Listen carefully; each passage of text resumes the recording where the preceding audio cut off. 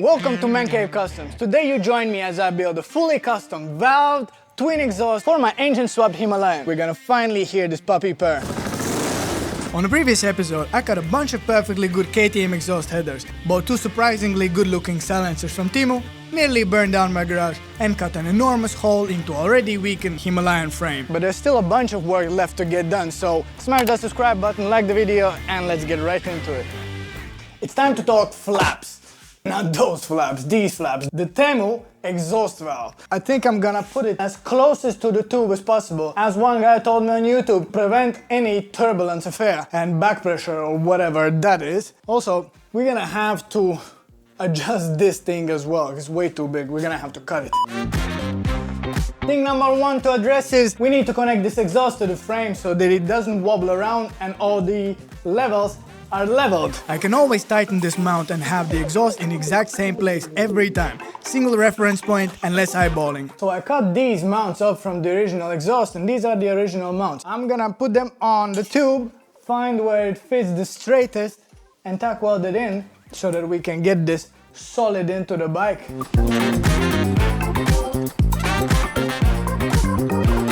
With this now solid, let's weld it in the frame so that it's steady there as well. With the new welding skills, I'm starting to consider to go through some of my early welds. What do you think? Time to carefully measure and cut the pipe where I'll be mounting the exhaust valve. Interesting, look at this. This is how the original exhaust was welded. This is pretty careless. There's like half a tube inside. Look, there's half a tube blocking this. That's insane. I'm hoping to reuse the original airbox with some modifications. What on earth have I created here? That is crazy. I promise Satan is not coming into this garage, okay? Yeah, it really is the flange for the exhaust. I used a 3mm steel for the flanges that will mount the exhaust valve. The horrible Amazon drill bit took about 3 to 5 business days to cut a hole, but it was before Christmas. And yes, I still really need a vise. So the flanges are finally ready. If you're wondering, yes, they're probably too thin and will bend and whatnot. We'll just hope for the best, I guess. Now this is the exhaust valve, and as you can see, basically I'm gonna drill new holes. And also, I'm gonna cut a lot of that material off because it's unnecessary there and just makes the thing bulky and big. I'm trying to make the valve body as small as possible, so it takes less space and most of all, stays out of unwanted eyeballs of the law. What a crazy man, bought this for 50 bucks and now I'm cutting it up just for no reason, man. Sometimes I'm wondering myself, what on earth am I doing? I think this will do. It will clear up some space and it will look a little bit smaller.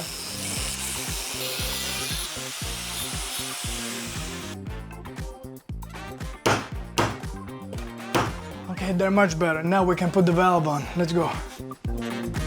I found the largest diameter tube to weld on the flange to allow the space for the valve to open and close properly.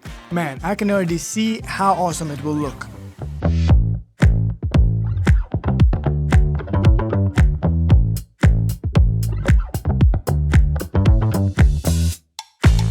Damn it, boys, I think I've done a major oversight. I think the exhaust valve will hit the chain when the suspension compresses fully. So here would run the chain, and here is the exhaust valve. Let's see. Oh boy. You know what? This is good. It doesn't touch. It is right at it, but it doesn't touch. I needed this win, guys. Let's go! I weld the exit on the other flange and before marrying it for good, the final check with the valve. I also needed to position it perfectly so the exit comes and meets Temu's silencer and shakes hands, or whatever silencers do. We have some massive gaps to fill in, but we're looking good. Now copy paste on the other side. Oh, and the Himalayan merch is still available in the store.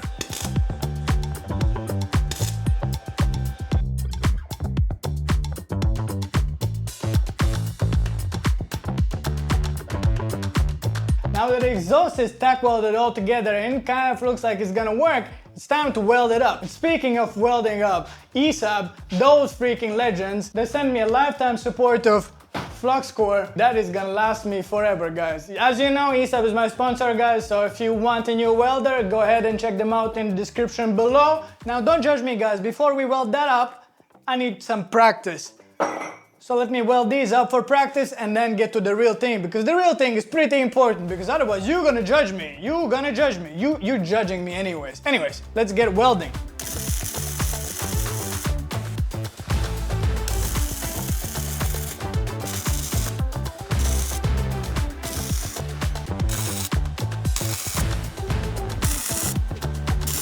Holy f***!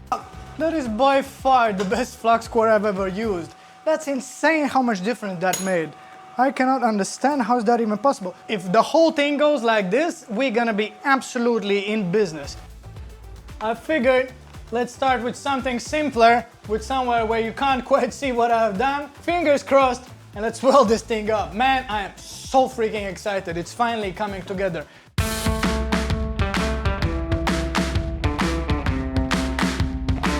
Now remember, this is less than 1.5mm stainless steel. I have the welder at the lowest settings and I have to move real swiftly not to blow out any hole. And blow out holes I did. I tried to split the heat evenly on all sides when welding the flanges on, so they don't warp too much, so the exhaust doesn't leak at the valve, but of course they did warp a little bit, and I'll address that later.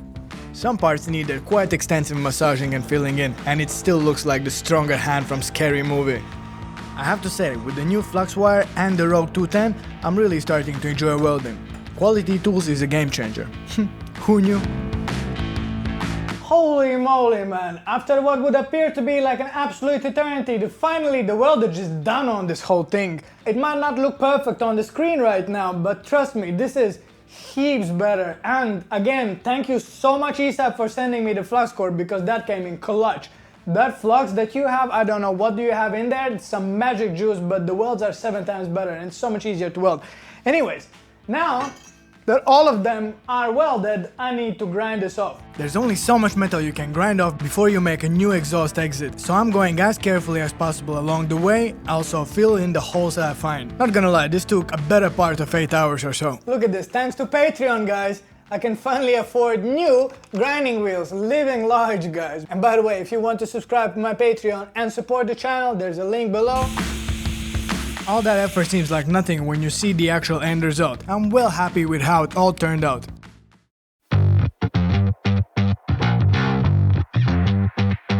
After what would appear to be lifetime, finally these are welded up and the welds are cleaned off, and they came out way better than I expected, which I'm pretty happy about. A grinder will make, the welder you ain't. Actually, shout out to ESAB, because the flux core they sent me is absolutely insane. The ease of use is incredible. Incredible! We're almost there. We are closer getting started. Let's go, guys. Now, the final touch is to make it all pretty. Some water, some sandpaper, 5 handles for the first time, and I'll see you in 17 hours. Anyone that has done any extensive sanding will know how much patience it takes. I love the progress you achieve, but definitely lack in the patience department. Okay boys, now we are nearing the finish line. Now, 2 of these exhausts are now completely the same, and it wouldn't make sense, because if it's one is valved, both of them sound the same, so valving one just wouldn't make sense. So in comes a Baffle.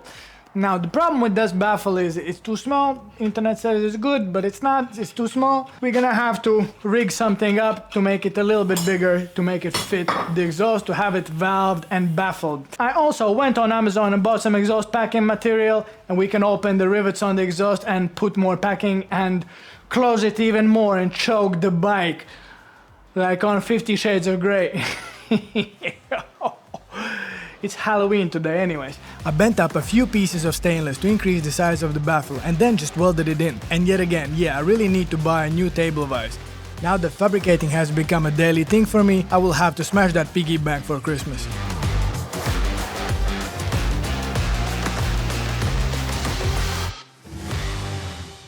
And after hours and hours of grueling sanding and grinding, and it's ready to test it on. Like, remember I had these 2 parts? All of this is that. All of these pieces is that. I cut it all, welded it together. After we weld, there's a seam like this. Yeah. And there's many seams here, but you can't see them because I've cleaned them off. I'm not gonna lie, just To weld this and clean it, well over 40 hours of just pure work. Sitting here in fucking dust. Remember I explained to you about the exhaust valve, how things get louder and quieter? It's this. I cut like 30% of its body off, and also, you see these triangles? This is how it fits together, and this is how it makes it louder and quieter.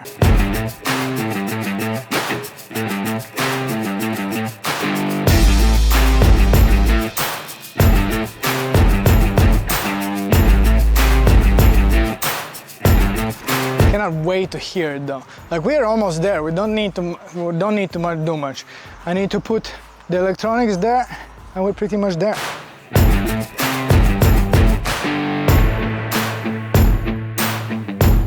Do you know what this is? This is the device that provides electricity. Electricity device. Oh, look at that. Another one. Thank you, ChatGPT. If that wiring is not correct, then ChatGPT wants to take over the world, guys. Anyways, I wired up this dramatic amount of wires. This button should operate this. It opens up, and now air can flow through both. So when there's release, I can press the button and make the bike nice and quiet. We're ready to start it, guys. We are like 1 minute, 7 seconds away. Don't mind this. We'll get it cleaned up eventually, maybe next episode, but theoretically we should be able to start this. We still don't have any cooling system, so we cannot start it and run it per se, but we can at least start it. Where? Ah, that's oil. Why is it leaking so much? Why is it leaking so much?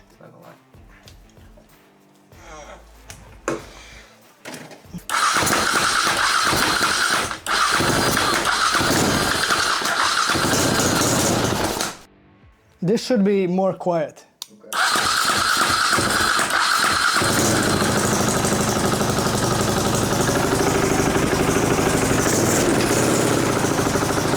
Quiet, and now listen, change. Loud. Quiet, you can hear my voice.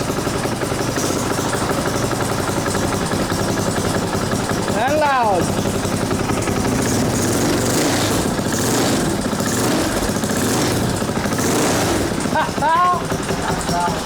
We got two birds with one shot. We made a massive mess here, and we made my cameraman right there, Sean, absolutely high on his balls because he's never been in a garage locked in with smoke and petrol. Anyways, what do you think? Could you hear difference? In person, you can definitely hear difference. Probably need to block the other exhaust a little bit more. I have the exhaust material so I can fill it in a little bit more so it's even more quiet, but when you open up the other one, it definitely gets louder. But this is it. We've managed to do a lot of stuff, and we still have a bunch of stuff to get done.